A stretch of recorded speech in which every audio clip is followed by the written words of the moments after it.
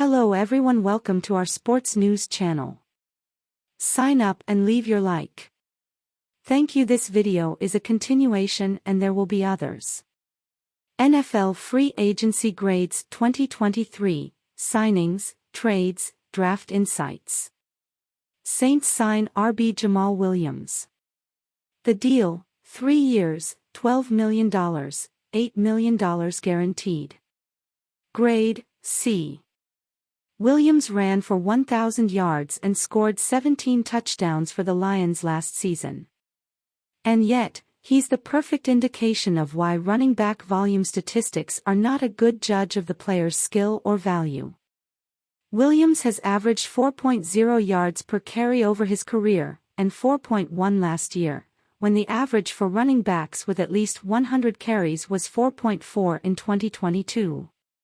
His rush yards over expectation per carry has hovered between -0.3 and 0.2 in every season of his career, per NFL Next Gen Stats. And rushers who merely meet expectation are easy to find. It's not a skill that teams need to pay for, even considering how cheap this deal comes in. The biggest thing that changed for Williams last season is that he got more volume. He does offer some value as a receiver, though he was ironically used less in the passing game in Detroit during his huge year and is going to a team that is already paying Alvin Kamara, who specializes in passing game work. Kamara could face possible discipline over charges he faces, including felony battery. Walder. Eagles re-sign DT Fletcher Cox. The deal, 1 year, $10 million. Grade. There's no question Cox is a long-time great for the Eagles, but I think this contract is paying him for what he has done in the past as opposed to what we can expect in 2023. Cox, 32, is in decline, and you can see it in his numbers. In 2017, the first season we had win rates available, and when Cox was a second-team All-Pro, he recorded a pass rush win rate of 17%. That's essentially what his recent teammate Javon Hargrave produced this season for the Eagles. But since then, Cox's pass rushing ability on a play-to-play basis has slid, and his PRWR was down to just 7% in 2022. That ranked 36th out of 54 defensive tackles. Cox did record 7 sacks last season, but if I'm trying to forecast a player's impact, that win rate decline is awfully important. The Eagles lost Hargrave already, so losing Cox would have been a big shakeup at defensive tackle. But at this contract, I think Philadelphia would have been better off letting him walk. Walder. What this means for the 2023 draft, considering his age, Cox shouldn't keep the franchise from adding young players along the interior defensive line.